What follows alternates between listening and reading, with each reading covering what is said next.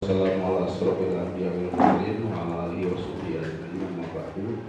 Ibu bapak yang saya hormati, di situ kita pelajarkan Dr. Robi yang telah memberikan waktu, kesempatan dan kesehatan kepada kita. Yang mana hari ini kita bisa berkumpul dalam rangka sosialisasi dan aplikasi serta penerapan tentang apa yang sudah direncanakan oleh kita. Ada dua hal hari ini, yaitu tentang CGP dan dua SKP. Sengaja hari ini anak-anak disilahkan karena terus terang kemarin waktu hari Kamis waktu gabungan di lapang Kopakan, saya ketemu dengan Bu Sektis. Baru juga di Bojong hari Rabu ini diinformasikan ke guru BP-nya, dikumpulkan guru BP tentang apa yang akan harus kita laksanakan pada saat pasca pemberian laksanakan PAS. Baru juga hari Rabu diberitahukan hari Kamis sudah ada kejadian di sekolah lain. Itu karena memang tidak ada kontrol dari sekolah yang bersangkutan. Alhamdulillah di kita aman. Maka untuk mengantisipasinya hari ini kita istirahatkan siswa di sekolah di rumah ya, supaya kita tidak terlalu berkonsentrasi pada siswa karena kita punya kesibukan ya, kesibukan yang memang merupakan akhir dari suatu kegiatan pembelajaran selama satu semester ini. Jadi mudah Bapak, hari ini sampai hari pembagian rapot nanti kita masih tetap aktif sebagai PNS yang masih dalam keadaan dinas ya. Jadi waktu masuk juga tetap dengan waktu pulang, kecuali ada halangan bisa izin dan sebagainya. Jadi tidak terlalu menunggu waktu ngumpul gitu kan. Hari ini sengaja kita kasih kelonggaran jam 8 ya, jam 8 supaya apa, Ibu dan Bapak datang pagi-pagi, dunia air sudah dibereskan lah. Jadi pas jam 8 kita sudah mau semua gitu. Ibu dan Bapak yang saya hormati, yang pertama yang akan kita gali nanti adalah salah satu tugas dari CGP, yaitu tentang aksi nyata ya. Di mana di sini para CGP ini harus menyampaikan sesuatu yang sudah diberikan oleh para pemateri dari kementerian dan untuk disampaikan kepada Ibu dan Bapak. Perlu saya ingatkan kembali bahwa tahun ini angkatan ke-9 dan 10 CGP sudah dibuka kembali. Silakan Ibu dan Bapak daftar lagi untuk PNS dan para GTT. Jadi sekarang tidak terbatas. Cuma mungkin kalau usia tetap dibatasi sampai kelahiran 6. Kamu ini sudah nanti juga 6 CGP ya, 10 tahun sebelum pensiun ya. Nah itu. Nah ketika yang tidak masuk ke dalam CGP maka bisa masuk ke dalam PP gitu ya, PP. Nah jadi saya harap yang kelahiran di atas 73 ya, 74, 75 dan seterusnya itu mohon dengan sangat saya minta kesediaannya dan inisiatif dari Ibu dan Bapak untuk daftar CGP. Karena terus terang ini saya prihatin sekali ya, di SMP 1 Raya saya bukan menarikan lulus, tapi ikut berpartisipasi, ikut daftar lah ya. Masalah lulus nanti urusan belakangan, yang penting daftar dulu. Jangan belum apa-apa tidak mau daftar karena takut. Insya Allah nanti akan ada pembimbingan ya, baik itu dari PP maupun CGP yang sudah ada, bagaimana kita menyiasati tentang CGP ini. Sebab untuk CGP ini memang menjadi suatu program yang digulirkan oleh kementerian dan harus mengikuti semuanya. Terus terang kalau lihat data statistik ya, itu untuk wilayah Wanayasa aja itu kita ketinggalan sama SMP 2 dan SMP 1 Ciawi gitu kan. Itu memang suatu hal yang naif gitu kan. Tapi dah kumaha data nasibnya minimal daftar gitu. Kalau yang daftar banyak itu kansnya juga besar begitu ya. Kita masih tetap harus menyikapi ini, karena bagaimanapun SMP 1 itu ada sudah nomor 1 gitu di kecamatan minimal gitu kan. Itu. Jadi banyak hal atau kegiatan yang memang banyak yang tidak kita ikuti gitu ya. Hal-hal yang kecil seperti kemarin waktu rame-rame di PAS ada lomba lomba pantun, tidak ada, kita tidak ikut ya, listnya kosong dan sebagainya. Kebetulan kita juga punya pengawas wilayah yang aware terus saja memantau. Ya meskipun ya saya sudah informasikan ini sudah masuk ke para guru ya, tapi mungkin saya tidak dalam memaksakan kalau kemarin. Kenapa? Ibu dan bapak sibuk dengan PAS ya, itu. Meskipun kalau dipaksakan bisa saja, tapi saya tidak terlalu begitu banyak. Yang penting nanti harus keluar dari inisiatif ibu dan bapak sendiri. Tolong ya ini untuk sekolah kita yang sudah ada selalu dipantau terus-terusan ya, dan selalu dibanding-bandingkan ya.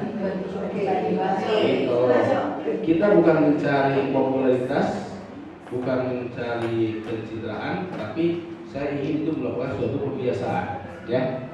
Kebiasaan itu bukan suatu pencitraan. Jadi kalau pencitraan hanya sesaat, kita ingin ini jadi, tapi kadang ngelak gitu kan. Tapi kalau kebiasaan munculnya dari dalam diri kita sendiri. Saya berharap banyak ini. Ibu dan bapak yang sudah senior menjadi penggerak, ya, sedangkan yang dari bawah itu menjadi pelopor nantinya. Jadi ada sinergitas antara ibu dan bapak yang sudah senior dengan ibu bapak yang baru masuk, gitu kan. Masalah yang muncul di kita itu akan bisa diselesaikan dengan dua aspek itu ya. Dari para pemuda ini mungkin dari segi skill, IT dan sebagainya bisa digunakan. Ibu dan bapak dengan kepegawaiannya ya, dengan pengalamannya mengajar dan pengalaman menangani anak itu bisa diterapkan kepada para kaula muda. Sehingga antara ibu dan bapak senior dengan ibu dan bapak yang baru itu akan terjadi suatu sinergitas yang tinggi untuk membangun sekolah kita. Jadi nanti tolong ini melalui ibu bapak yang menjadi CGP yang sedang digojlok ya, ditularkan kembali dan digerakkan kembali kepada ibu dan bapak yang belum daftar. Ini saya sudah menugaskan Bu Tenten ya, kangge membimbing rekan-rekan Ibu Dewi dengan keprik-kepriknya ternyata gebigan anu CGP memungkinkan. Catat berapa yang sudah daftar dan sudah masuk gitu kan, semua gitu ya, semua harus ikut ya, karena tanggal berapa Bu Teten mulainya dan untuk angkatan udah mulai kan dan juga untuk angkatan 9-10 ya. Ya. Jadi pendaftaran sampai tanggal 9 Januari. 10 Januari. Ya. Nah, itu jadi kalau nanti besok daftar dana rarapean we. Semua ya, mau ASN mau GTT juga semua ikut. Ya. Karena memang ada prospek dari CGP ini. Kita jangan lihat sampai kapannya, tapi prospek yang sudah dilaksanakan. Kemudian ibu dan bapak, yang kedua nanti kita akan membahas mengenai SKP ya. SKP nanti diharap ibu dan bapak bisa langsung membuat sendiri ya, dengan bimbingan nanti dari Ibu Dewi Rahmati dan Belis ya yang sudah kemarin masuk. Untuk staf pertama ada cuma 2 guru ya, Bu Nina Salih Ahmad terus Baleres Pemerintah. Nah di kita nanti terakhir kalau sudah 23 ya nanti kita harus sudah itu.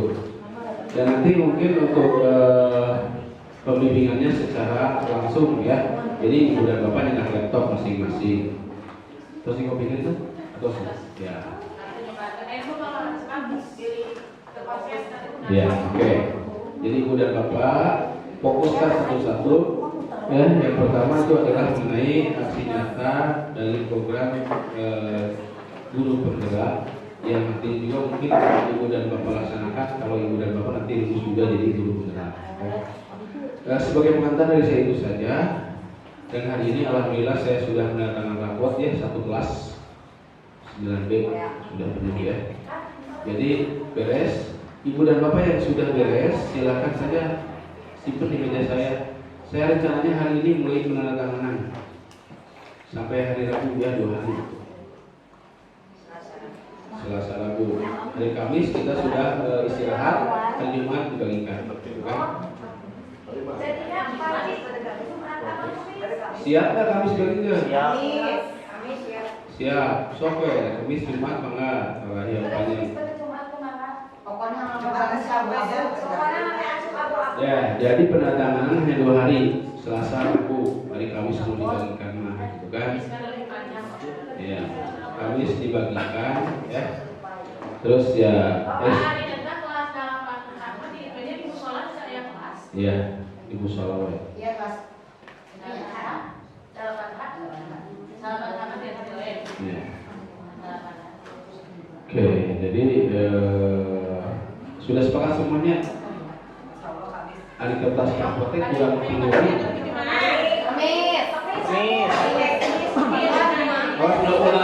Ulah kagusun ya, so bapak yang butuh yang Jumaah. Terus, ya. Jadi yang paling siap itu buat yang ya, terus paling siap sama terus beres. Ya itu saja pengantar saja Ibu dan Bapak. Saya sekarang mau keliling dulu ke TU ya, mau tanda tangan rapor yang sudah ada.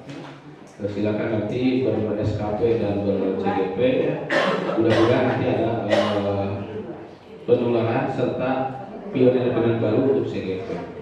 Maka Tamu Budawi Merahmatin Magabina Putenten itu teknisnya yang kedat namanya. Jadi nami PNS sang GTT anu usia CGP itu harus sudah didaftarkan ya. Jadi udah beres kan PPG-nya? Masuk CGP. Langsung masuk deh. Ya masuk. Maksudnya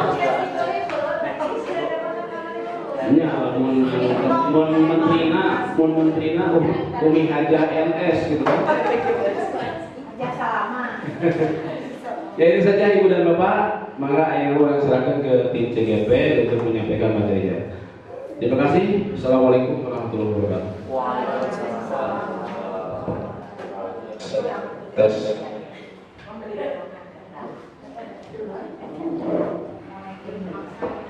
Bismillahirrahmanirrahim. Rabbi shrahli sadri wa yassir li amri wahlul 'uqdatam min lisani yafqahu qawli. Assalamualaikum warahmatullahi wabarakatuh. Alhamdulillah, puji syukur mari kita panjatkan kehadirat Allah Subhanahu wa taala yang alhamdulillah pada hari ini Bapak dan Ibu kelihatan segar walaupun dengan rapornya sehat semuanya ya insyaallah. Salawat serta salam semoga Allah limpah curahkan kepada junjungan kita Nabi besar Muhammad SAW, kepada keluarganya, sahabatnya, dan mudah-mudahan sampai kepada kita selaku umatnya yang insya Allah akan mengikuti sunnah-sunnahnya sampai akhir zaman. Amin ya Allah ya Rabbal Alamin.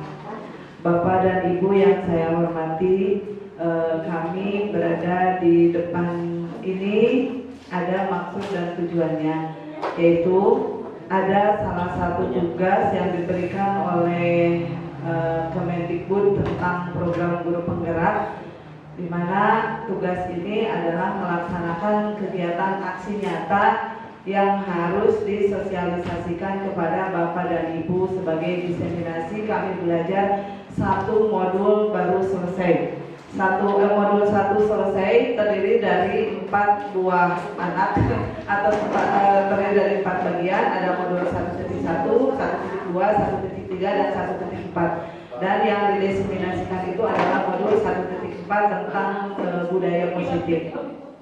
Bapak dan Ibu, efektifnya waktu tergantung dari kita. Ketika kita bisa mengefektifkan waktu, maka tidak akan terasa lama ya. Kemudian sifat dari diseminasi ini, kita akan sharing kenyataan yang ada di lapangan dengan ilmu-ilmu yang sudah kami dapat. Alhamdulillah Bapak dan Ibu, ternyata mengikuti kegiatan program PGP ini banyak sekali ilmu yang didapat, banyak sekali yang harus diperbaiki, banyak sekali yang harus menjadi cermin bagi kita bagaimana kita memperlakukan murid kita, bagaimana pendidikan yang berpihak pada anak itu. Walaupun pada kenyataannya memang bisa bukan bertolak, tetapi tidak sesuai dengan kenyataan itu mungkin ya. Tetapi kita akan mencari solusi bagaimana yang terbaiknya, bagaimana posisi kita harus bagaimana terhadap murid. Bapak dan Ibu, sekali lagi kami di sini untuk berdiseminasi. Yang kedua,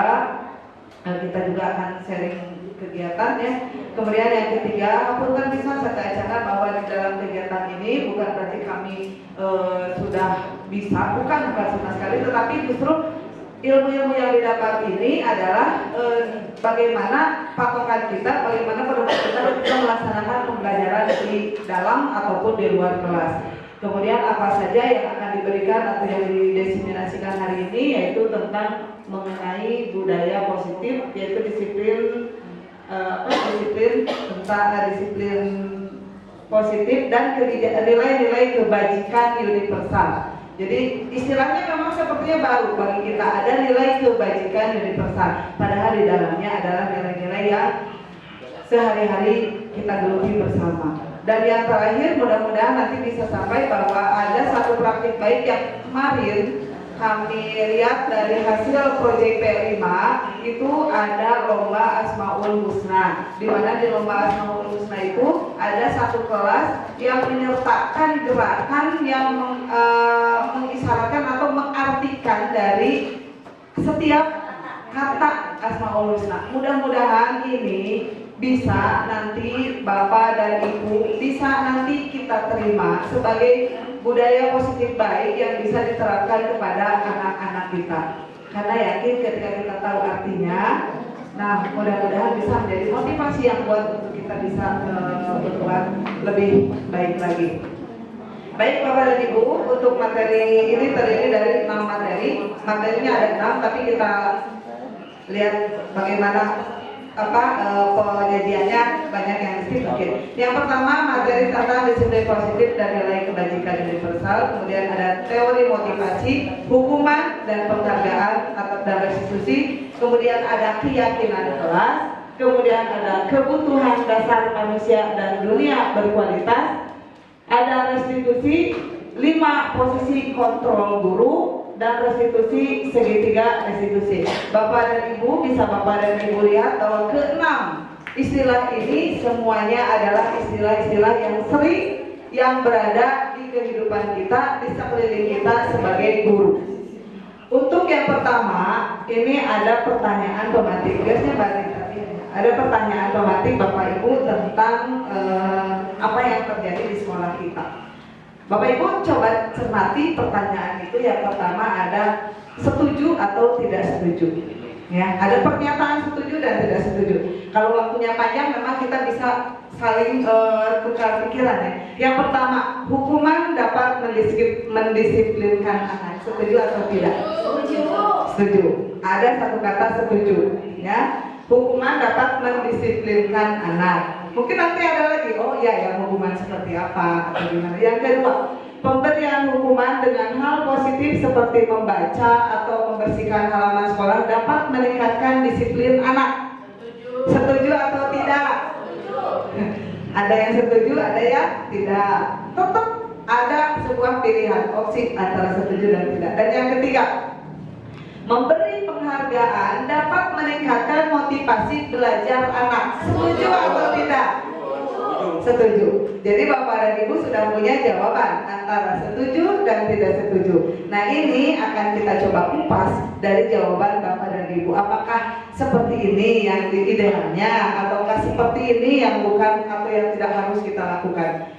Lanjut Pak. Nah ini topiknya. Nah ada perubahan paradigma. Bapak Ibu lihat ada kegiatan kepalan tangan. Bapak dan Ibu boleh berhadapan dengan temannya. Bapak dan Ibu boleh berhadapan dengan temannya. Rentang. Kemudian begini, harusnya ini Bapak dan Ibu menuliskan dalam secari kertas. Tetapi nggak usah. Bapak Ibu secari kertasnya itu simpan dalam hati baik-baik. Simpan dalam hati baik-baik. Kepalkan tangannya, simpan dalam kepalan tangan Bapak dan Ibu. Sudah? Ma punya apa di sini? Nah, Teddy punya apa? Umi punya apa? Masing-masing kepala. Kemudian itu teman, misalnya yang dipegang, kita sepakati siapa yang memegang kepala tangannya. Satu aja. Kalau misalnya Umi sama Teddy, satu. Siapa di siapa? Yang mau menyimpan rahasianya di siapa? Umi yang pegang rahasianya, ya. Kemudian yang lain kan akan, sebagai yang memegang rahasia itu adalah teman A, yang memegang rahasianya teman A. Kemudian kita satu lagi, posisi teman B harus bagaimana? Teman B akan mencoba dengan sekuat tenaga, dengan berbagai cara untuk meminta Anda memberikan benda tersebut. B bisa membujuk, mengancam, menghardik, merayu, menjual, apa saja agar dapat membuat membuka kepala sangat panjang. Ya, dicoba Bapak Ibu, dicoba satu kata atau 2-3 kata aja dicoba. Ini yang depan. Berarti Bu Dewi meminta kepada Umi memberikan apa? Untuk memberikan apa nasihat yang ada di belakangnya.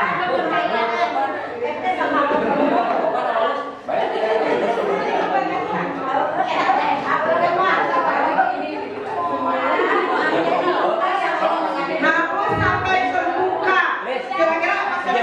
Dengan rayuan seperti apa bisa sampai terbuka? Ataupun kalau kekeh dengan kekehnya, berarti Bapak dan Ibu tidak bisa mencari tahu apa yang ada dalam kepala tangan. Tapi secara itu kan secara simulasi ya. Sekarang Bapak dan Ibu kembali ke secara normalnya. Tadi Bapak dan Ibu begini saja. Ketika Bapak dan Ibu menyimpan rahasia itu, kemudian ada temannya yang meminta membuka rahasia itu. Kira-kira Bapak apa yang akan Bapak Ibu lakukan? Kebejaan.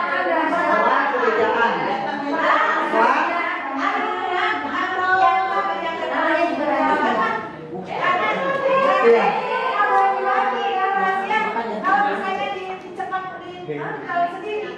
Nah, berarti kan beda. Ayah mungkin dengan tidak memberikan, ada yang apa memberikan minimal tapi tutup deh, tutup deh, gitu ya. Ada yang kenapa? Gimana?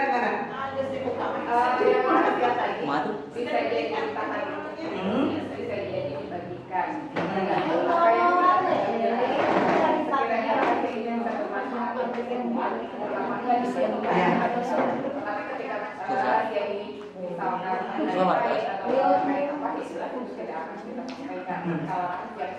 Iya. Nah sekarang ada yang tutup, ada yang dibagikan. Sekarang ada bisa Bapak dan Ibu mengambil sebuah kesimpulan. Sebenarnya siapa yang bisa mengontrol diri? Aku. Ya, Umi bisa memberikan rahasia itu. Berarti kontrol diri Umi ya udah. Umi dipastikan dengan berbagai pertimbangan. Ya, misalkan kemudian Iis tidak memberikan rahasia itu, berarti Iis juga dengan berbagai pertimbangan yang tidak memberikan. Berarti intinya yang bisa mengontrol diri kita itu hanyalah diri kita sendiri. Orang lain tidak bisa mengontrol diri. Nah itu sebagai gambaran dari adanya teori kontrol diri, ya ada teori kontrol. Nah perubahan di sini ada beberapa perubahan yang harus kita ubah. Kata harus itu memang harus, tetapi setiap kata harus juga memiliki proses. Nah tergantung dari prosesnya itu cepat atau lambatnya. Nah apa saja diantaranya? Ada paradigma baru antara teori kontrol atau teori pilihan yang disebut dengan ilusi kontrol. Yang pertama ilusi guru mengontrol murid. Kemudian yang kedua, ilusi bahwa kritik dan membuat orang merasa bersalah dapat menguatkan karakter. Nah itu ada beberapa teori kontrol. Apakah benar atau salah? Nanti pada pelaksanaannya. Karena dan berdasarkan kami ini dapat bahwa apa yang diteorikan di sini ternyata terjadi di sekolah kita semuanya terhadap anak. Ya, bagaimana kita memperlakukan anak didik kita. Kemudian yang ketiga, ilusi bahwa semua penguatan positif efektif dan bermanfaat.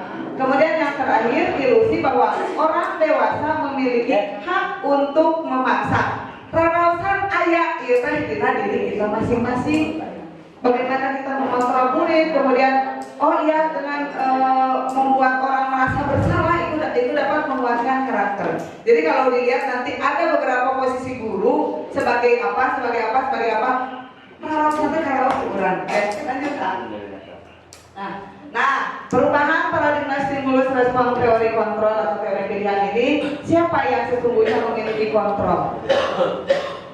Jadi kembali kepada diri sendiri. Yang memiliki kontrol itu diri sendiri. Stimulus respon itu zaman dulu zaman dulu ya, bahwa kita mencoba mengubah orang agar berpandangan sama dengan kita. Tetapi berdasarkan teori kontrol atau pilihan, kita berusaha memahami pandangan orang lain tentang dunia. Kemudian yang kedua, perilaku buruk dapat dilihat sebagai suatu kesalahan. Tetapi kalau berdasarkan teori kontrol bahwa semua perilaku itu pasti memiliki tujuan. Kemudian orang lain bisa mengontrol saya menurut stimulus respon. Tetapi kalau berdasarkan teori kontrol bahwa hanya Anda yang bisa mengontrol diri Anda. Kemudian saya bisa mengontrol orang lain, tetapi kenyataannya Anda tidak bisa mengontrol orang lain karena orang lain juga punya kontrol dirinya. Tadi kuat ya. Kemudian pemaksaan ada pada saat bujukan gagal. Pokoknya dibujuk apa-apa kan orang murid gitunya, orang udah bisa dibujuk lalu, artinya pasti larinya ke pemaksaan. Kemudian kolaborasi dan konsensus menciptakan pilihan-pilihan baru. Dan yang terakhir, model berpikir kalau dulu itu menang atau kalah. Oh, orang menang, tapi untungnya untuk kita juga apa? Oh, kita kalah, tapi untungnya juga untuk kita apa? Nah, sekarang dengan teori kontrol itu, model berpikirnya harus menang-menang. Upami terkenal itu dengan apa? Win-win solution. Nah, win-win solution, jadi menang semuanya. Nah, Bapak Ibu, ini nggak akan dibahas panjang dari disiplin positif ini. Berdasarkan teori kontrol dari William Blazer, ada Bapak Ibu bisa dilihat dari kotak yang berwarna biru, 4 kotak berwarna biru.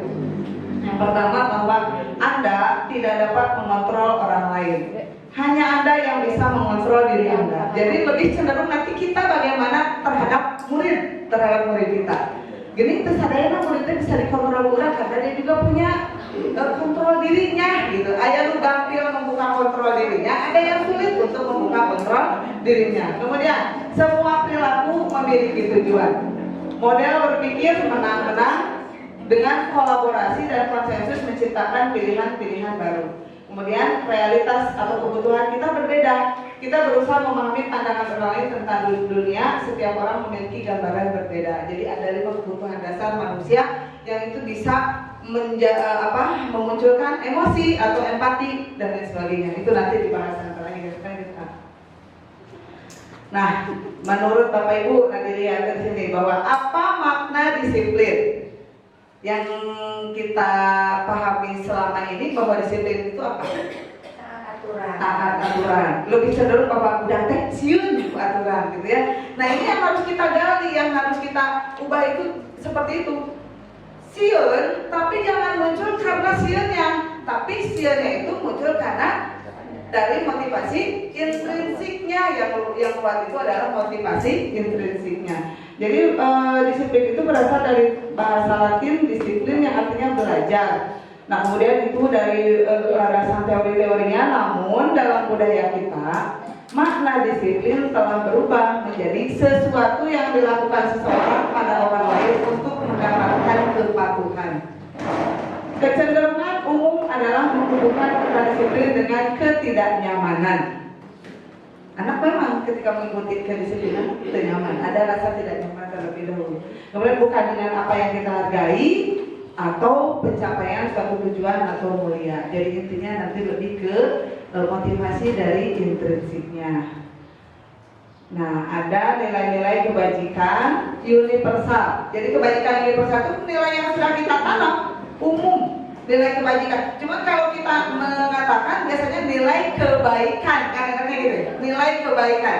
Tetapi di sini nilai kebajikan. Coba dari guru bahasa apa bedanya cerah kebajikan sama nilai kebaikan?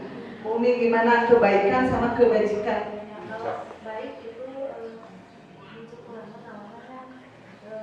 kalau bajikan itu hakikatnya. Oh, hakikatnya. Dari dasar berarti ada nilai esensi di dalam kuat ya, berarti kebajikan. Kebaikan universal yang itu baik, tapi kalau kebajikan ada nilai. Berarti ada ada indikasi ukurnya, ada indikator ukurnya. Nah, jadi nilai-nilai kebajikan adalah sifat positif manusia yang merupakan tujuan mulia yang ingin dicapai setiap individu.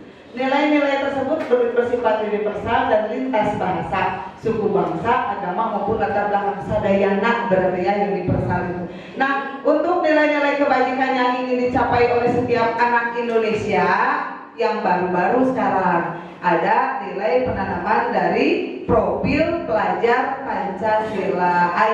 Alhamdulillah, tetapi atas diri sendiri mengerjakan tugasnya, dan itu yang ingin kita capai. Semoga anak didik kita mengerjakan segala sesuatu itu tergantung dari keinginan sendirinya. Sehingga kira ibaratnya nanti akan muncul. Kenapa Bapak dan Ibu ketika mengendarai motor sedang nganggo helm? Cek polisi, bener kan cek polisi? Ayeuna lamun anu tiwan aya saat di kapal nganggo helm teu.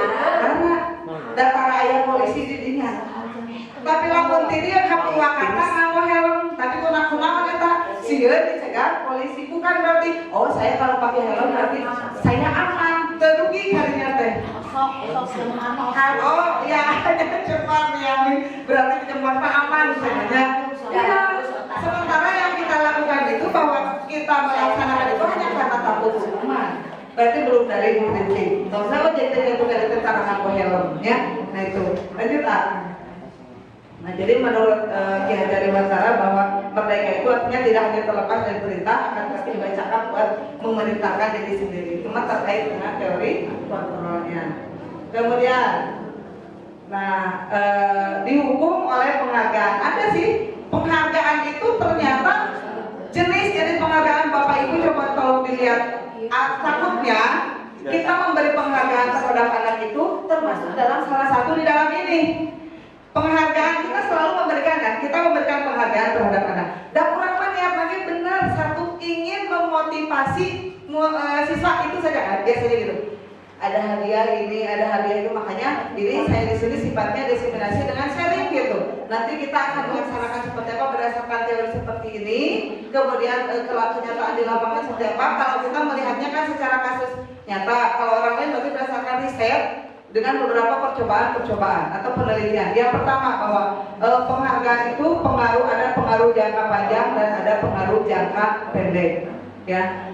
Kemudian yang kedua penghargaan sifatnya menghukum. Ada lagi penghargaan mengurangi ketepatan, penghargaan tidak efektif, dan penghargaan merusak hubungan. Ini adalah kepalanya, dasar dari penghargaan itu diantaranya seperti ini.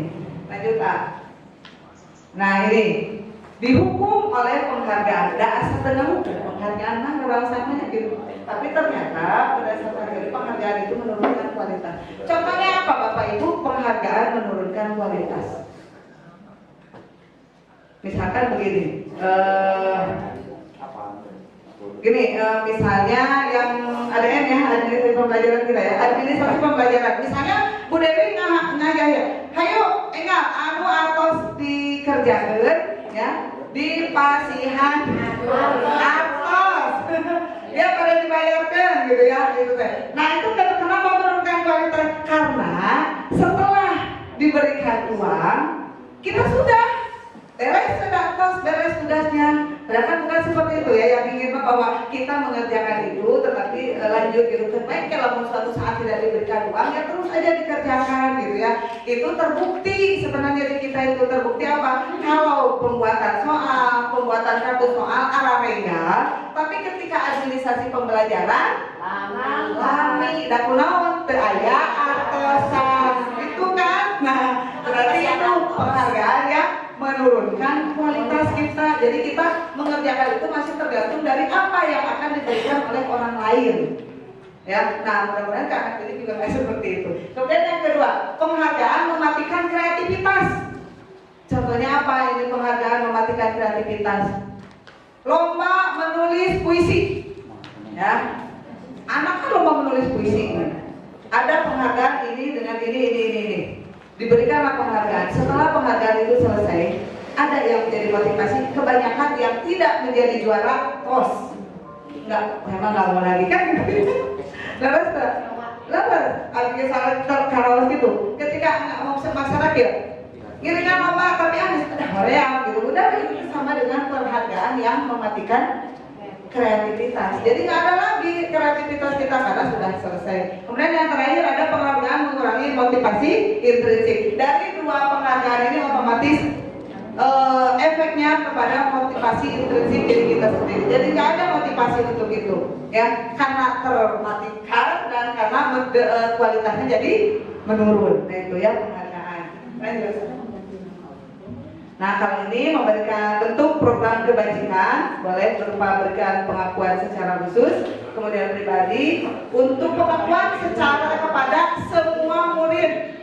Nah, langkah pertamanya itu aja dulu mungkin yang kita bisa dilakukannya. Jadi penghargaan itu, pengakuan itu diberikan kepada semua murid, tidak hanya murid-murid tertentu saja. Kemudian beri pengakuan secara konsisten, ya. Kemudian fokus pada proses. Yang sudah kita lihat dari kegiatan kita ini adalah pengakuan dalam kegiatan review, ya. Di literasi itu sudah menyeluruh untuk seluruh murid. Siapapun itu boleh ketika diberikan bintang, tetapi justru yang udah jangan lagi dulu gitu kan, yang sudah nanti dilanjut ke yang belum. Artinya itu memberikan pengakuan terhadap keseluruhan murid. Diupayakan oleh kita kan semua murid itu mengisi, semua murid itu melakukan hal yang sama, bukan hanya berupa penghargaan terhadap orang perorangan saja atau orang tertentu saja. Kemudian fokus pada prosesnya, bukan pada hasilnya. Itu hasil nama review anu bersama nih di depan gak apa-apa, yang penting ketika dia mau maju ke depan prosesnya itu sudah ada. Lanjut. Nah, contoh pengakuan atau dengan apresiasi kebajikan. Ada itu susunannya itu ada pembukanya, kemudian ada nilai kebajikannya, kemudian situasinya seperti apa. Jadi kata-kata ternyata terhadap murid itu memang sangat berarti gitu ya, bermakna. Misalnya di pembukanya kemarin saya perhatikan rasa empatimu besar sekali. Berarti nilai kebajikannya adalah empati. Ya, rasa empatimu besar sekali. Kapan? Pada saat menolong murid baru di kelas kita. Itu sebuah penghargaan juga kepada anak. Tetapi memunculkan rasa tolong menolongnya, empatinya. Kemudian saya menghargai kepedulianmu pada saat kamu membantu teman-temanmu di tugas kelompok. Yang dimunculkan di sini apa? Rasa-rasa kepedulian, kebajikan yang dimunculkan oleh anak. Kemudian terima kasih untuk rasa tanggung jawabmu pada saat mengumpul kertas-kertas yang berserakan di lantai. Nah kita bisa betul kata Abu Neni dulu yang waktu di upacara, 3 kata ya Abu ya. Apa kita ucapkan? Terima kasih, maaf, dan tolong, terima kasih, maaf. Udah 3 kata itu bisa menjadikan kekuatan untuk anak bisa memunculkan rasa-rasa empati terhadap teman-temannya. Lanjutkan. Nah, Bapak Ibu coba lihat. Ini ada Bapak Ibu tolong dikaji ini sama-sama karena memang sering kita lakukan. Ada yang disebut dengan hukuman, ada yang disebut dengan konsekuensi. Kan dari Imam membuka, Bapak Ibu kan secara bahasa biasa, Bapak Ibu tahu ya konsekuensi seperti apa? Ini secara keseharian. Bapak Ibu tahu hukuman itu seperti apa? Coba nomor 1, saya nanti tinggal apa ini. Tindakan guru begini, mencatat 100 kali di dalam buku kalimat dengan kalimat saya tidak akan terlambat lagi karena terlambat ke sekolah. Kan terus ini pernah kami rasakan waktu SD dulu ya. Hukuman itu hukuman atau konsekuensi? Hukuman. Sepakat hukuman? Dan hukuman ya nomor 1. Nuka 2, lari mengelilingi lapangan basket 2 kali karena terlambat hadir di sekolah. Hukuman atau konsekuensi? Hukuman. Kemudian yang ketiga, murid diminta untuk push up 15 kali karena tidak menggunakan masker ke sekolah. Hukuman 3, hukuman. 4, menggantikan tugas teman, kertas tugas teman yang telah dicoret-coret. Konsekuensi karena dicoret-coret, jadi senang digantikan. Kemudian membersihkan tumpahan air di meja tulis karena tersenggol pada saat belajar. Konsekuensi. Jadi gantian gitu ya, dirapikan lagi. Kemudian murid disuruh untuk mengenakan sepatu seharian di sekolah karena tidak mengenakan sepatu hitam. Nah, murid disuruh mengenakan sepatu seharian murid disuruh untuk mengenakan sepatu seharian di sekolah karena tidak menggunakan ini. Murid disuruh untuk tidak menggunakan sepatu seharian di sekolah karena tidak menggunakan sepatu warna hitam. Hukuman atau konsekuensi? Hukuman. Lari mengelilingi lapangan basket 2 kali karena terlambat 10 menit untuk pelajaran PJOK. Hukuman atau konsekuensi? So, itu pemahaman Bapak Ibu Lari mengelilingi lapangan basket 2 kali karena terlambat 10 menit untuk pelajaran PJOK. Hukuman? Ada konsekuensi? Harusnya tepat. Siap?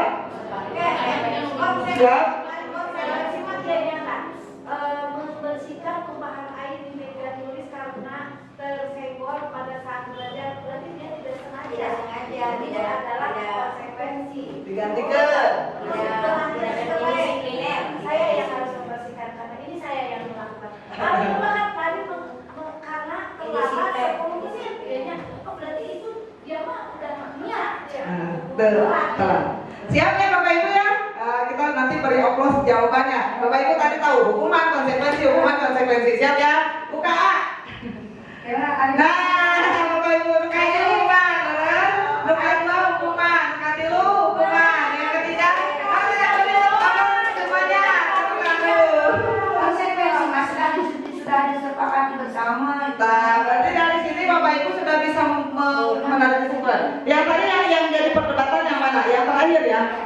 Lari mengelilingi lapangan basket 2 kali karena terlambat 10 menit untuk pelajaran PJOK. Kenapa tadi? Dikatakan konsekuensi karena ada kesepakatan, kemudian di jam itu memang pelajaran jam PJOK. Bapak Ibu sudah bisa membedakan antara hukuman dan hukuman. Nah, nanti kita lihat sifat hukuman itu seperti apa.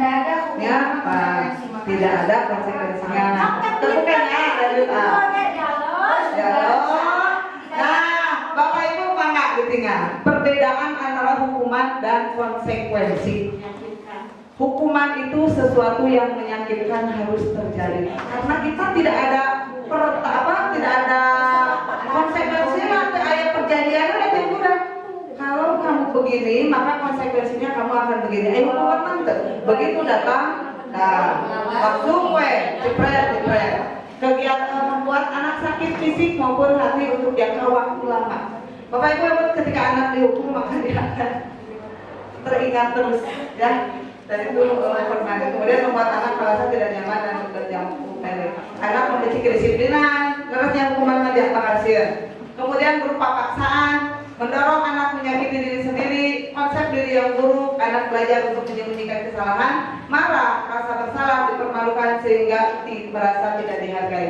Sedangkan konsekuensi, sesuatu harus terjadi. Kalau saya melakukan itu, maka saya akan ini, gitu.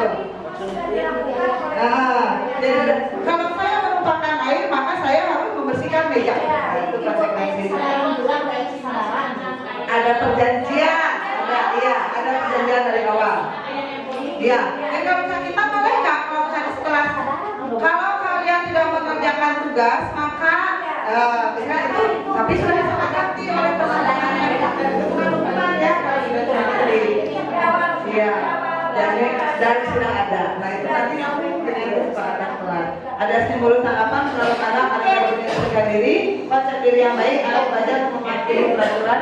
Dan Bapak Ibu upami ya waktu naseul dalam diwokokkan ramai bahagianya jadi akan jadi sebuah perdebatan memang karena kita juga bingung antara satu sisi di kenyataan, satu sisi berdasarkan teori. Tapi tugas untuk hari ini kita coba menyampaikan dulu. Nanti kita bahas ya, maksudnya di lain waktu yang memang lama waktunya.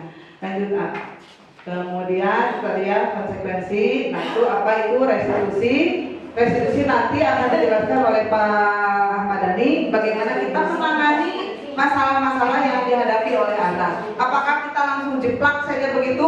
Apakah ada tahapan-tahapannya bahwa restitusi itu adalah proses menciptakan kondisi bagi murid untuk memperbaiki kesalahan mereka sehingga mereka bisa kembali pada kelompok mereka dengan karakter yang lebih kuat. Tidak langsung divonis, tetapi bagaimana ada tahapan-tahapan yang lanjutan.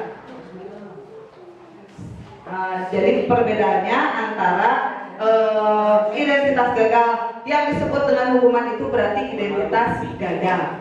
Kemudian yang disiplin itu ada berupa konsekuensi, ada berupa restitusi. Ada restitusi mah memberikan pilihan. Jadi anak yang menyelesaikan solusinya, anak yang memberikan solusinya. Sedikit saja nanti Pak dibahas, tapi habis sekali. Contoh misalnya gini, ada anak yang tidak menggunakan sepatu warna hitam. Jadi sebelum tadi makan tidak boleh belajar atau boleh belajar tapi terangkut sepatu. Nah gitu, itu tapi secara restitusi tidak begitu. Jadi silakan anak, ini kejadiannya udah berapa kali, kemudian konsekuensinya pernah bagaimana, kemudian apa yang mereka menawarkan solusi apa. Sudah mulai Bu Ediman pada abang disese sapatuna moal konten teuing tah. Anak-anak kan begitu alasannya. Bu, sapatuna baseuh disese iraha disesena tadi sore. Apa namanya kita dianggap, berarti anak belum bisa. Tetapi ketika dia menawarkan bahwa nanti mas sepatunya dicucinya mau siang aja atau hari Minggu aja, itu kan solusi dari mereka. So kita ikuti itu secara restitusi. Banyak ini antara kalau yang konsekuensi itu kan sifatnya netral karena memang dilakukan oleh dua belah pihak dengan kesepakatan yang sudah kuat. Kalau hukuman negatif, kalau restitusi bersifat positif karena kita atau anak sendiri yang akan menyelesaikan masalahnya sendiri. Lanjut. Kemudian ciri-ciri restitusi, apa nanti sama Pak Adani saja ya? Ya, Bapak dan Ibu itu untuk pemaparan dari disiplin positif. Sementara berhenti sampai di sini. Insya Allah nanti ketika ada waktu kita akan coba untuk sharing dengan kenyataan. Kemudian untuk materi yang selanjutnya yang akan dibawakan oleh Pak Ahmad Dhani. Terima kasih. Wassalamualaikum warahmatullahi wabarakatuh. Baik, bismillahirrahmanirrahim. Assalamualaikum warahmatullahi wabarakatuh. Izin menyampaikan Bapak Ibu tidak bermaksud menggurui, tapi karena saya mendapat informasi terlebih dahulu perihal budaya positif. Jadi menguatkan dari pernyataan Bu Elis bahwa selama ini ternyata kita lebih banyak menerapkan hukuman kepada peserta didik.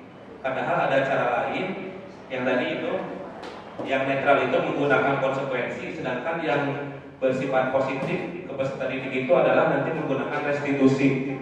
Gitu. Kalau tadi hukuman itu sepihak, anak tidak tahu dulu apa hukumannya langsung kita hukum. Kalau konsekuensi itu ada perjanjian, komunikasi dulu dengan peserta didik, itu sifatnya netral. Nah, ada yang lebih positif lagi, yaitu kita mendisiplinkan anak dengan cara restitusi. Nah, ini ada, kalau tadi melihat dari pengertiannya Bapak Ibu, restitusi adalah proses menciptakan kondisi bagi murid untuk memperbaiki kesalahan mereka. Kalau dihukum, anak itu kembali ke kelasnya itu jadi minder Bapak Ibu. Wah, saya tadi dihukum ya, masuk ruang BK. Nah, ketika orang nggak pernah dihukum, ya misalkan ada di anak-anak tuh itu ya, ketika anak sudah dihukum kembali ke kelas itu jadi rendah gitu ya, jadi minder gitu. Ngobrol. Nah, sedangkan menggunakan restitusi ini sehingga mereka bisa kembali pada kelompok mereka dengan karakter yang lebih kuat, bukan malah jadi rendah diri gitu ketika kembali ke kelas, tapi malah lebih positif. Restitusi juga merupakan proses kolaboratif yang mengajarkan murid untuk mencari solusi. Jadi timbul tadi motivasi internal, ketika saya salah, saya harus apa? Jadi motivasi itu internal Bapak Ibu ya, untuk mencari solusi masalah mereka sendiri. Jadi bukan dari guru, bukan dari orang tua, tapi mereka menemukan solusi atas masalah mereka sendiri, sehingga mereka bertindak itu berdasarkan motivasinya sendiri. Dan membantu murid berpikir tentang orang seperti apa yang mereka ingin. Jadi mereka tahu saya itu ingin menjadi orang yang baik seperti apa dan bagaimana mereka harus memperlakukan orang baik. Nah, untuk ciri-ciri restitusi yang pertama, bukan untuk menebus kesalahan, namun untuk belajar dari kesalahan. Nah, kalau hukuman itu kan terkesan menebus kesalahan, Bapak Ibu ya. Anak melakukan itu kemudian kita hukum, jadi terkesan menebus dosa itu, menebus kesalahan. Kemudian yang kedua, memperbaiki hubungan. Nah, ini memperbaiki hubungan antara kita dengan peserta didik. Ketika kita melakukan restitusi, anak itu tidak akan jengkel kepada kita. Kalau kita menghukum, pasti ada. Saya juga nggak dihukum Bu sama guru ya, suruh ngopel, suruh kan jengkel kan. Wah, itu mah capek. Udah bertugas dihukum ongkoh. Nah, itu ada jengkel tuh, sehingga ada rasa kebencian anak terhadap murid, terhadap guru.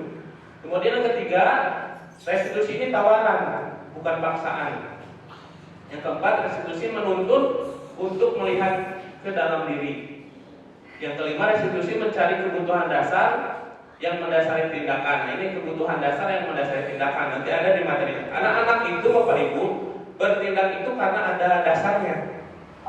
Ada kebutuhan yang tidak tercukupi. Nanti ada materinya di selanjutnya.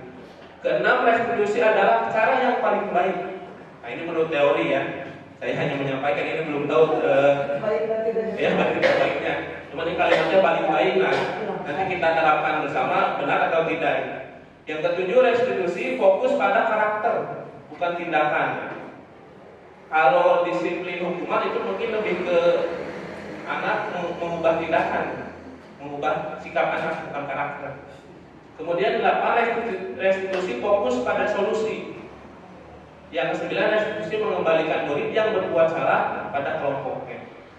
Nah, ini 9 ciri. Nah, kemudian untuk tahapan restitusi sudah ada betul.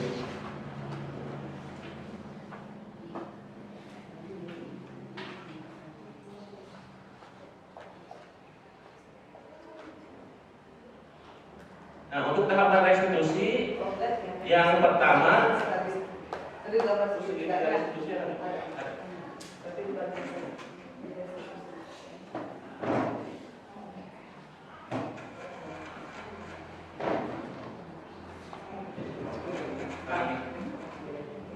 nah ini Bapak Ibu, untuk menerapkan restitusi ada yang disebut dengan segitiga restitusi. Bagaimana kita menangani anak yang bermasalah tanpa hukuman dan tanpa konsekuensi.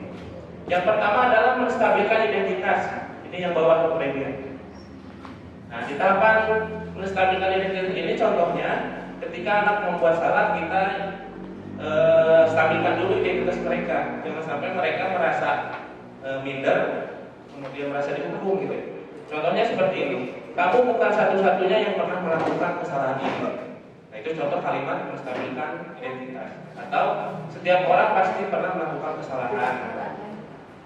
Yang kedua langkahnya itu memvalidasi kebutuhan. Contoh, kamu tentu punya alasan mengapa melakukan itu.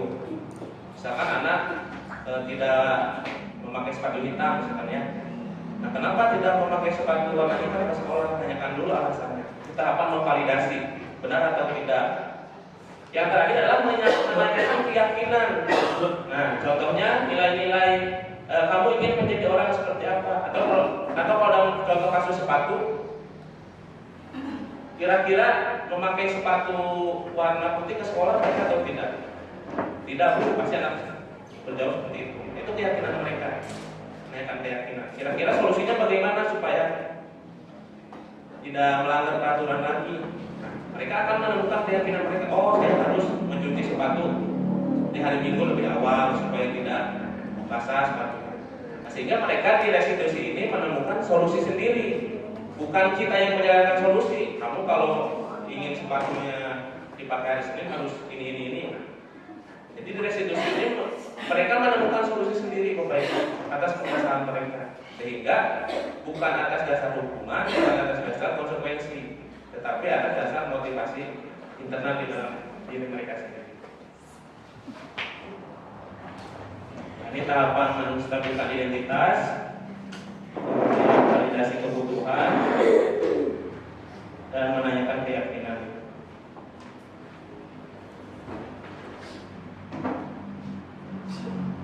Nah, kemudian selanjutnya ada tentang keyakinan kelas, Bapak Ibu.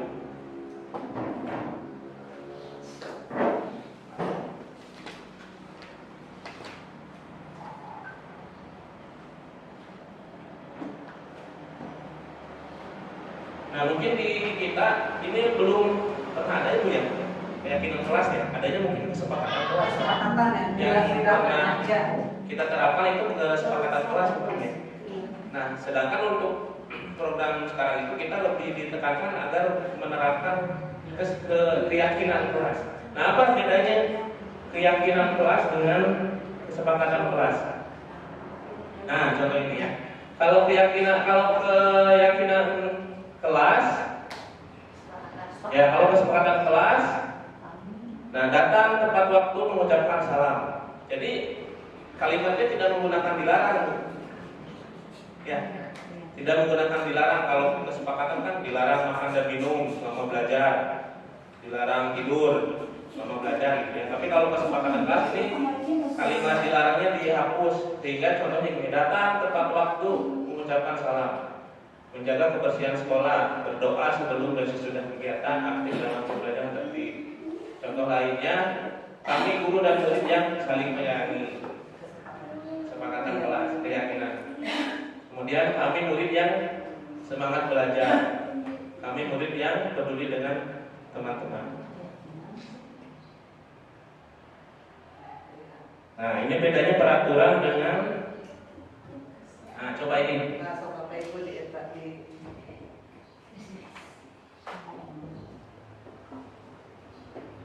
Nah, coba Bapak Ibu. Nomor 1, kira-kira selalu mengembalikan buku ke tempatnya. Keyakinan kelasnya apa ini? Selalu mengembalikan buku ke tempatnya.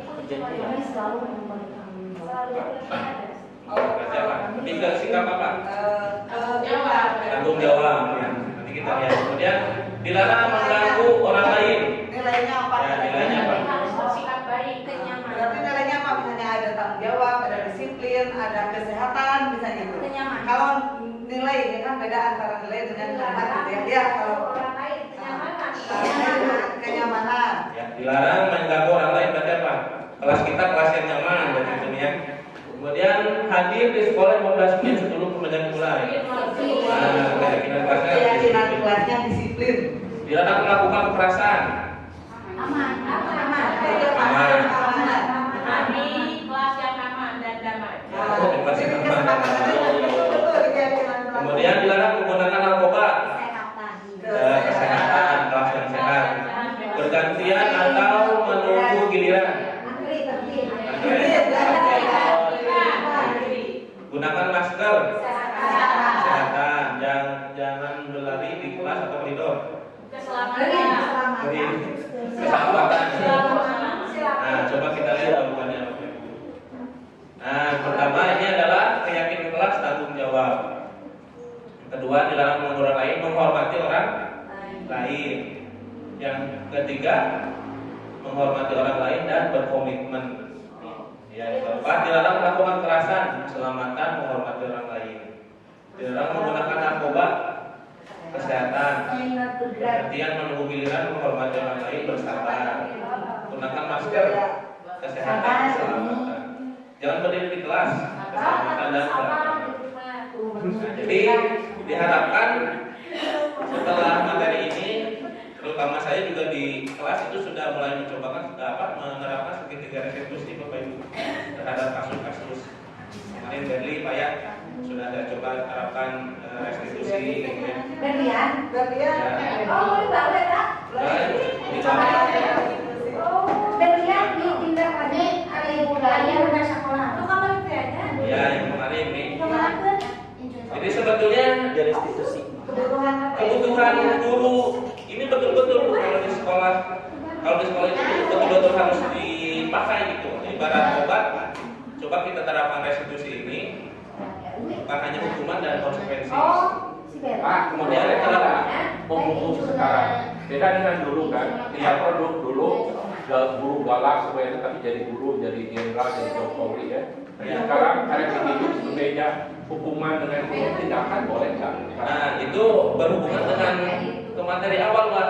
Ada di modul 1.1 itu kalau yang di PMN mungkin nyambung bahwa sesuai kodrat zaman, kodrat aman dan di kodrat zaman, kodrat alam dan kodrat diri sendiri. Mungkin kalau dulu efektifnya itu, Pak. Kalau sekarang mungkin anak-anak beda. Manja. Manja. Tentu perlu cara yang berbeda juga. Perlu dikit di delay. Kalau ibarat pare, Pak, pare, karena saya suka. Itu kan tentu perlakuan terhadap kayak mungkin itu sesuai kodrat zaman dan kodrat diri. Beda bisa diterapkan. Mungkin ya mungkin. Saya katakan Bapak Ibu mungkin, tapi bisa jadi juga hukuman juga tepat. Masih ya kalau bisa jadi tergantung konteks di sekolah masing-masing. Nah kemudian, ini Bapak Ibu ada kebutuhan dasar manusia. Nah bisa jadi kenapa banyak peserta didik yang bermasalah, misalkan tawuran, narkoba, bullying, atau perilaku seks ya. Nah itu bisa jadi ada kebutuhan yang tidak tercukupi. Nah coba kita lihat. Nah ada 5 kebutuhan dasar. Yang pertama adalah kebutuhan kasih sayang dan rasa diterima. Anak ini di sekolah, peserta didik itu di sekolah ingin kasih sayang dan rasa diterima. Diterima oleh seluruhnya, oleh guru, oleh teman-temannya, oleh kelompoknya. Kemudian ada kebutuhan penguasaan, ya, penguasaan terhadap diri sendiri, ya, kontrol emosi. Mereka tidak ingin diintervensi diri mereka oleh sekalipun oleh gurunya. Mereka ingin melakukan ini, misalnya yang baik. Tadi karena mereka munculnya dari diri sendiri, tidak ingin diganggu oleh yang lain. Itu namanya kebutuhan penguasaan. Kemudian kebutuhan kesenangan. Nah bisa jadi anak didik kita di kelas tidur itu Bapak Ibu. Nah bisa jadi kurang senang, bisa jadi kelasnya kurang menyenangkan, bisa jadi kita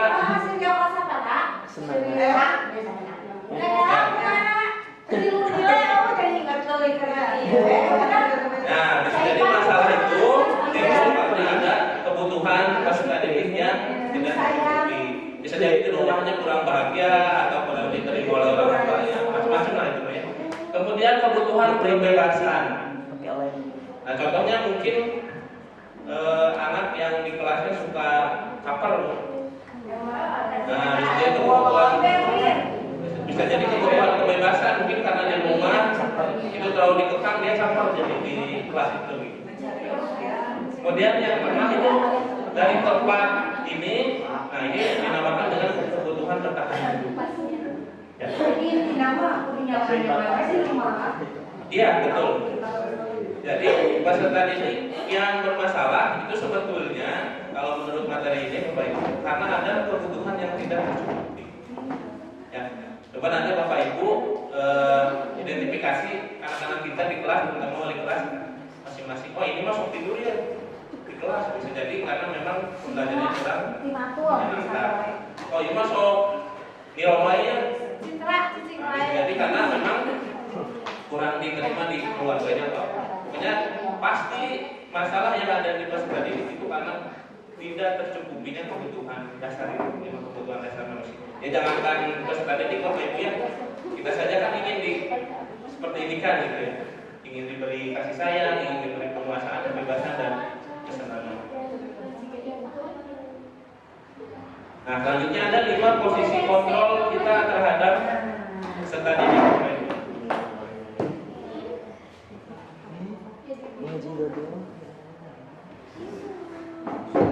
Nah yang pertama, nah coba kita refleksi, kita sering ada di posisi yang mana Bapak Ibu?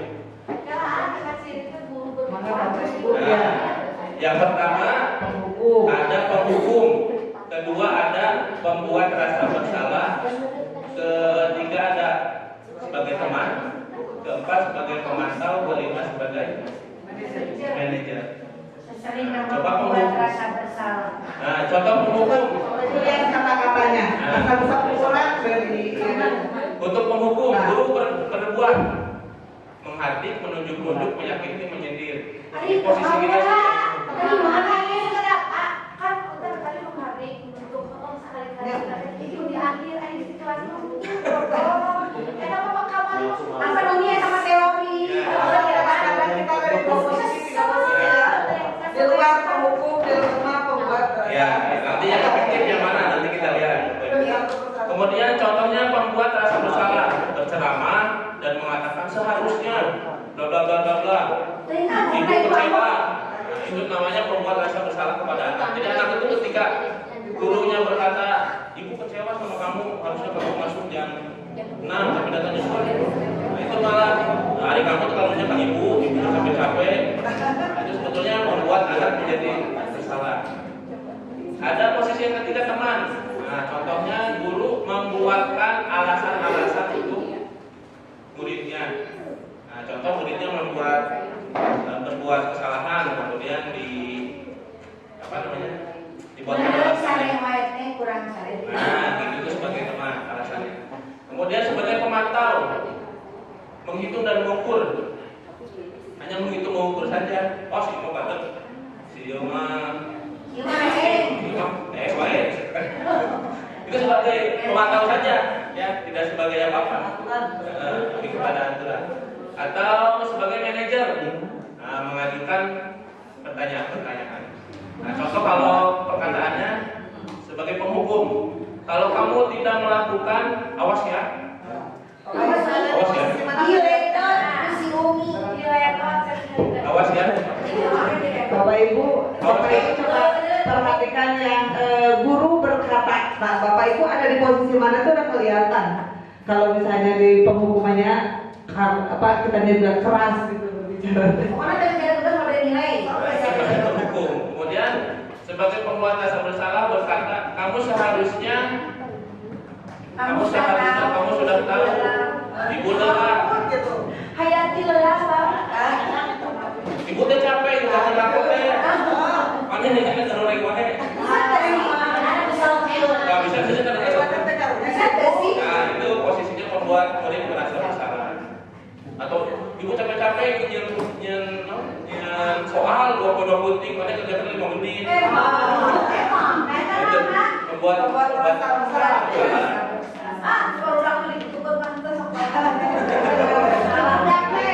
Tidak bersalah ya. Kemudian sebagai teman, contoh perkataannya, ayolah lakukan demi ibu. Maka kamu tidak mau. Ingat tidak ibu pernah bantu sebagai teman ya. Lebih santai ada. Ya makanya banyak teori kerja. Artinya kan tergantung konteks di sekolah masing-masing.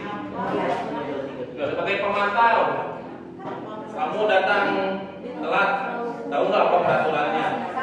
Itu pemantau, peraturan. Kalau sebagai manajer, apa yang kita yakini, apa yang bisa kamu kerjakan untuk memperbaiki masalah ini. Jadi kalau manajer mah lebih kepada mencari solusi sendiri. Nah, barangkali itu Bapak Ibu, ini mah refleksi saja. Karena di setiap posisi memang ini cocok harus ada. Tapi harus ditempatkan di tempat yang pas. Mana kita sebagai penghukum, mana sebagai pembuat rasa bersalah, mana teman, pemantau dan manajer. Ini semuanya tidak salah, Bapak Ibu ya. Karena ini cara kita mengontrol ya. Ya.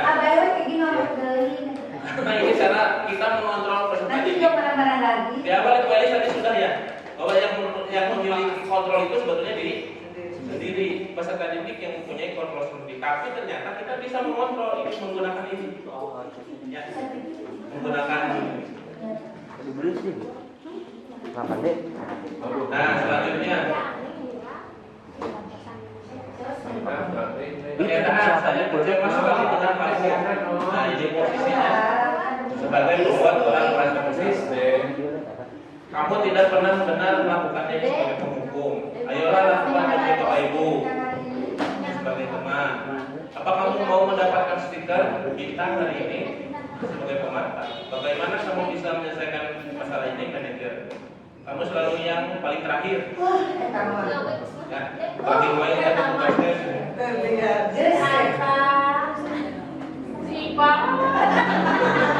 Cinta, Aiba, Aiba. Ada sedikit dari institusi sudah Pak Ibu ya.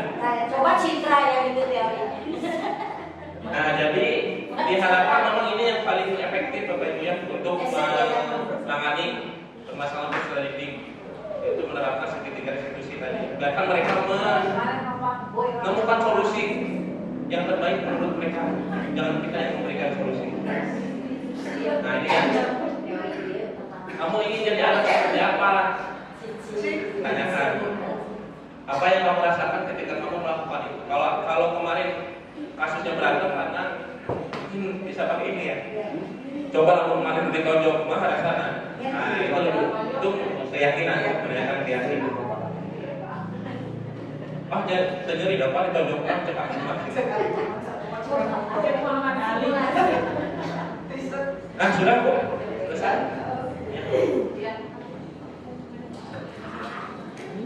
Ya, terima kasih. Assalamualaikum warahmatullahi wabarakatuh. Waalaikumsalam. Bapak dan Ibu, alhamdulillah paparan demi paparan mengenai budaya positif sudah kami tayangkan.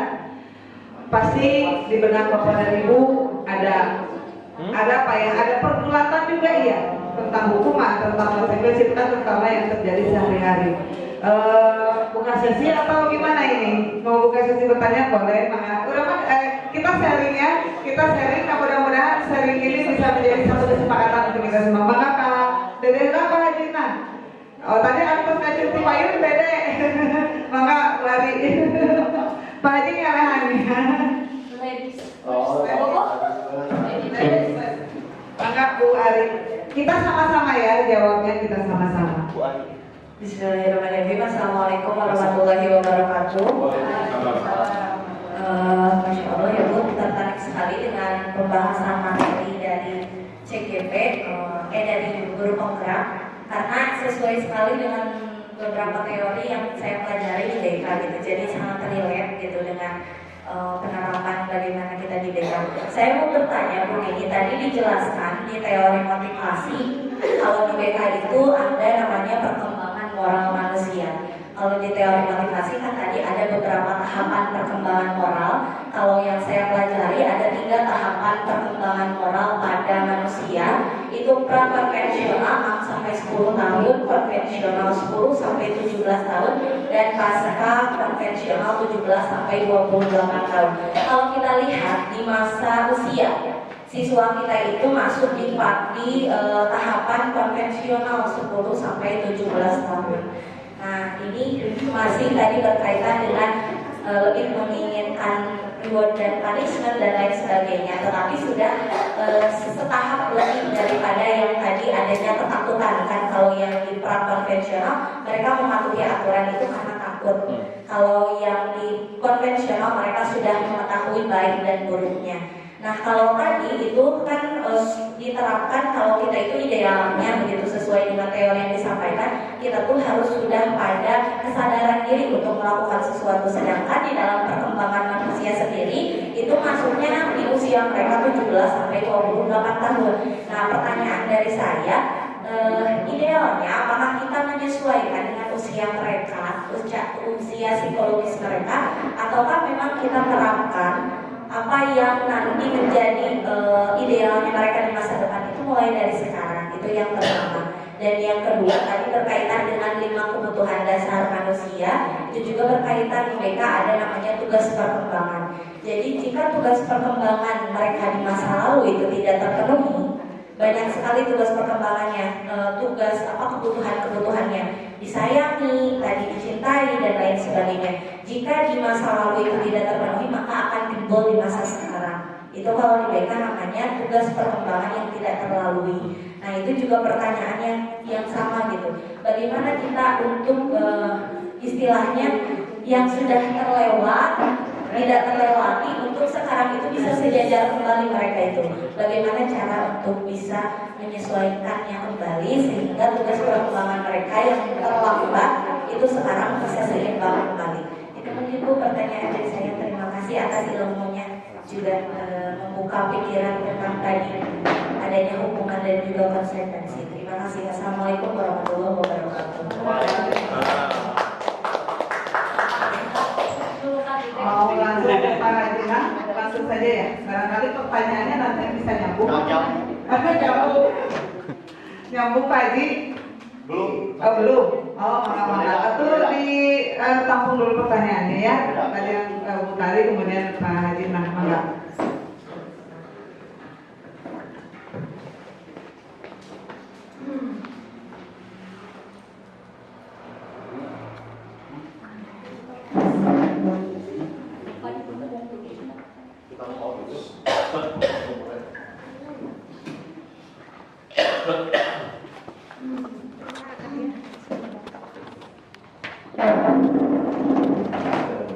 Assalamualaikum warahmatullahi wabarakatuh. Waalaikumsalam warahmatullahi wabarakatuh.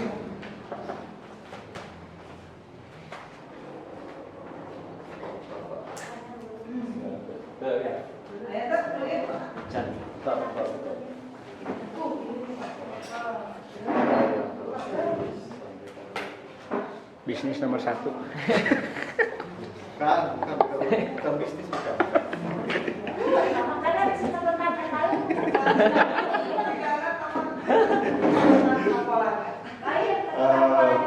Terima kasih atas waktu yang diberikan.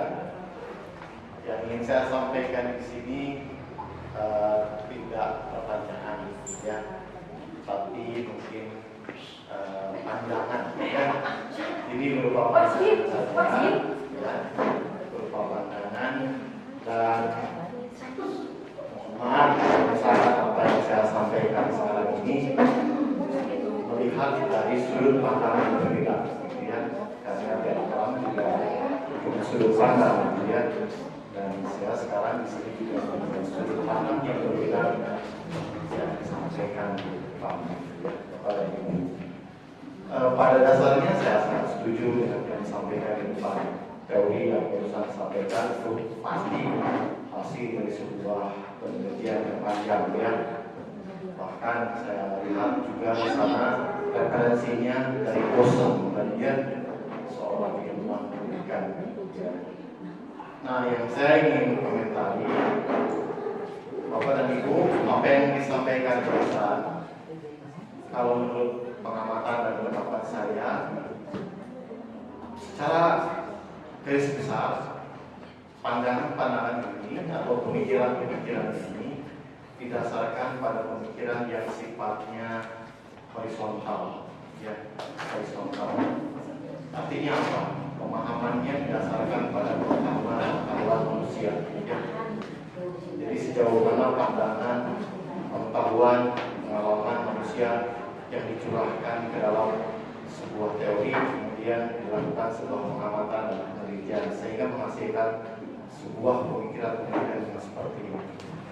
Dan ini yang menjadi keunggulan, tapi sekaligus juga menjadi kelemahan bagi kita. Kita cenderung melihat segala sesuatunya dari sisi materialisme. Secara vertikal kita jarang sekali tersentuh, gitu ya. Padahal itu yang sangat kita butuhkan ya.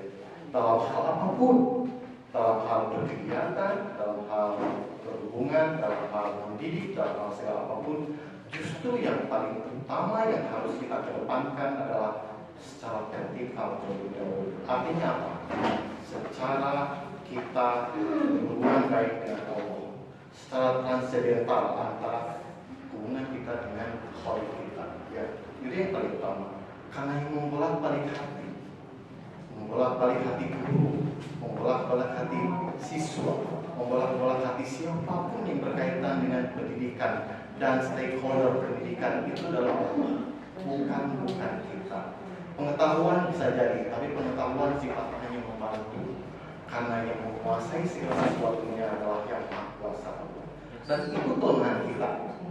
Ya, kita cenderung berkutat dengan hal-hal yang bersifat materialistik, tetapi kita jarang sekali memohon, meminta, kemudian kita mereferensikan segala sesuatu ini kepada Khalik kita, kepada pencipta kita, yang justru yang harus menjadi referensi utama kita. Padahal kalau kita berkutat dengan masalah teori dunia, hal-hal yang sifatnya horizontal akan sangat banyak komplikasi masalah. Betul, banyak sekali komplikasi masalahnya. Ya, luar biasa masalahnya. Dan masalahnya akan betul-betul kenapa? Karena keterbatasan pemikiran manusia, keterbatasan akal manusia, seperti yang Allah firmankan, bahwa manusia hanya diberi pengetahuan yang sedikit saja. Walaupun terkadang kita sangat sombong dengan pengetahuan kita yang sedikit, ya. Walaupun sangat sedikit. Bapak dan Ibu, yang ingin saya sampaikan di sini, sekaligus ingin saya mengingatkan kembali diri saya sendiri, gitu ya. Kemudian juga, yang mudah-mudahan Bapak Ibu juga ikut teringatkan. Saya ingin menyampaikan apa yang disampaikan oleh Pak Dr. Ridwan, siapa nih yang ikut pelatihan di sana dulu tentang bullying itu siapa? Dr. Ridwan. Ya. Ya. Beliau pembimbing OSN nasional, ya. Beliau pembimbing OSN matematika nasional yang sudah begitu luar biasa keberhasilannya, begitu hebat siswa-siswanya, sampai bisa menaklukkan orang-orang luar negeri, sampai bisa menjadi juara di dunia dengan bimbingan arahan beliau, begitu ya. Allah, beliau yang menjadi jalannya. Dan beliau menyampaikan tips-tips atau cara-cara bagaimana caranya supaya anak-anak didik kita berhasil. Ya, bagaimana supaya anak-anak didik kita mendapatkan nilai yang tinggi. Bagaimana supaya anak-anak didik kita menjadi anak-anak yang kita harapkan, soleh-soleh. Ya, ada beberapa tips yang akan saya sampaikan dengan di sini. Itu saya setuju dengan itu. Tapi seperti yang saya sampaikan, saya ingin memberikan pandangan yang berbeda dari sisi yang berbeda, ya, tentang bagaimana mendidik anak-anak kita. Ya. Yang saya pikir ini tidak hanya menyangkut kepada anak saja, tapi justru yang paling utama menyangkut kita sebagai gurunya, sebagai pendidiknya. Ya. Karena yang menjadi pokok keberhasilan, kesuksesan dalam sebuah pendidikan biasanya bukan muridnya, biasanya gurunya, kiainya kalau di dalam pesantren itu biasanya, ya, itu biasanya seperti itu. Nah, ini ada pesan-pesan yang ingin saya sampaikan pada yang pernah disampaikan oleh beliau dan ingin saya baca kembali di sini, itu Bapak Ibu untuk mengingatkan kembali pesannya. Yang pertama yang beliau sampaikan, sekolah seharusnya memberikan penghargaan kepada anak-anak justru yang berkarakter baik, bukan yang cerdas secara matematis saja, bukan yang cerdas bahasa Inggrisnya saja, bukan yang cerdas dalam hal materi-materi yang lain, tapi justru yang harus menjadi penekanan, sekolah harus memberikan penghargaan kepada anak-anak yang berkarakter baik, nu paling jujur, nu paling bager, nu paling santun, nu paling sopan. Itu yang harus kita hargai dan itu yang kita lupakan. Karena kita cenderung berpikir materialisme setiap saat. Ya, yang dipandang hebat itu dari anak-anak kita adalah anak-anak yang nilai matematikanya 9, yang bahasa Inggrisnya 9,5, yang IPA-nya 8,5. Tapi anak yang jujur, anak yang santun jarang sekali menjadi perhatian kita. Padahal justru itu yang akan mengangkat dirinya dan diri kita. Kemudian Bapak Ibu, beliau juga sampaikan, yang kedua adalah buatlah murid merasa takdim kepada guru. Jadi bukan merasa takut atau bukan merasa sieur dengan guru, tapi takdim. Artinya takdim itu mempunyai hormat kepada guru. Santun seperti kita lah, zaman kita dulu kepada guru. Siapa yang berani ketika zaman kita dulu yang berani menatap wajah guru? Siapa yang berani? Nggak akan ada yang berani. Ya, pasti nunduk di hadapan guru. Pasti nunduk. Kenapa? Karena ada perasaan takdim kepada guru. Bukan perasaan takut, tapi perasaan takut. Hormat, rasa santun kepada guru. Nah, tugas kita sekarang, bagaimana membuat itu? Ya. Kemudian yang ketiga, Guru harus terus belajar, apapun ilmunya. Ya, yang jelas guru harus terus belajar. Belajar mengenai ilmu disiplin ilmunya, ilmu administrasinya, ilmu tentang akhlaknya, ilmu tentang moralnya, ilmu tentang agamanya, ilmu tentang kehidupannya. Pokoknya setiap ilmu dia pelajari. Tidak stagnan dengan apa yang dia miliki. Beres dari kuliah S1 dulu ilmunya tetap saja itu. Tidak pernah mau menambah ilmunya. Apalagi kita sebagai muslim, kewajiban menuntut ilmu agama wajib sampai akhir hayat. Kapanpun, dimanapun kita wajib menuntut ilmu. Tidak berhenti selesai sampai di situ belajar ilmu.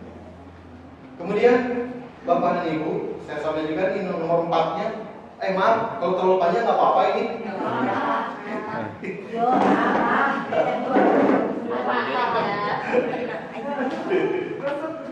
Maaf.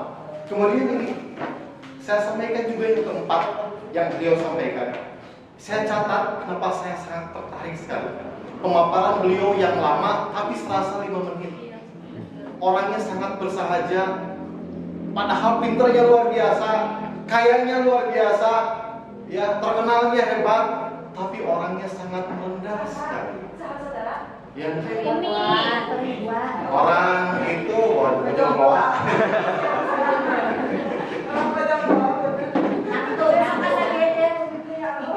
Betul.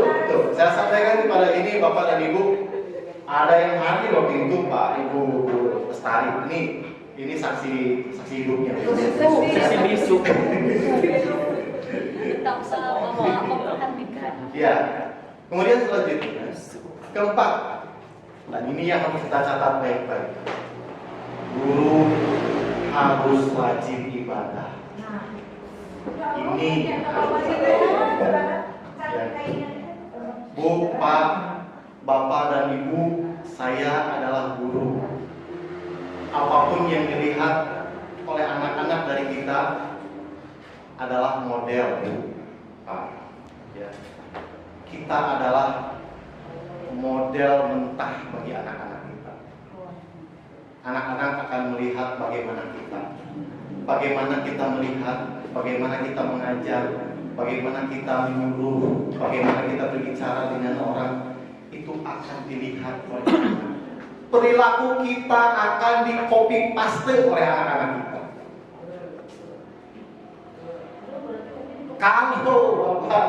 Kalau saya sendiri sebagai pembohong, kemudian berbohong di depan anak-anak, maka insya Allah anak-anak akan menjadi pembohong dulu. Ya. Terus terang, kalau saya sebagai seorang pembohong, maka ketika saya mengajar kepada anak dan saya berbohong kepada anak, maka insya Allah anak-anak kita akan menjadi pembohong yang lebih ulung daripada kita. Dan kalau kita menjadi orang yang jujur, gurunya menjadi orang yang jujur, maka anak-anak kita pun akan menjadi anak-anak yang jujur, lebih jujur daripada kita. Ya. Makanya kata Imam Syafi'i kalau tidak salah, ya, ketika kita akan berguru kepada seseorang, yang dilihat itu bukan hanya ilmunya saja, tapi justru yang kita lihat adalah bagaimana adabnya kiai itu. Artinya perilaku kiai itu setiap harinya bagaimana. Ya, itu yang harus kita nilai, itu yang harus kita perhatikan. Begitupun pula anak-anak kita, jadikan anak-anak itu seperti itu, ya. Artinya apa? Anak-anak kita diusahakan bagaimana mereka bisa mencontoh kita dalam hal kejujuran, dalam hal kedisiplinan, dalam hal kebaikan, dalam hal segala macamnya bersikap berperilaku. Ya. Jangan kita punya ilmu lilin, ilmu mercusuar, Bapak dan Ibu. Ya, punten. Apa mercusuar kira-kira Bapak Ibu?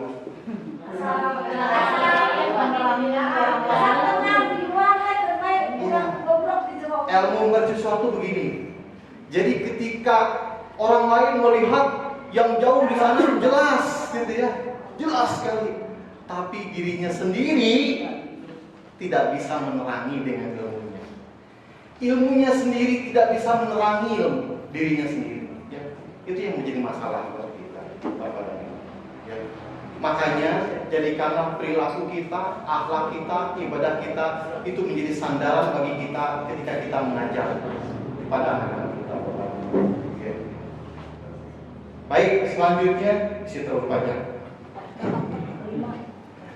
Yang kelima yang beliau sampaikan, guru harus mendoakan muridnya. Itu yang sering kita lupakan, Bapak dan Ibu. Kadang kita terlalu banyak minta kepada anak didoakan, tapi kita jarang mendoakan kepada anak. Ketika kita sedang sholat, kita hanya biasanya cenderung dengan ego sendiri. Kita memohon keuntungan untuk diri sendiri, kesejahteraan diri sendiri, keselamatan diri sendiri, kejayaan untuk diri sendiri. Tapi kita jarang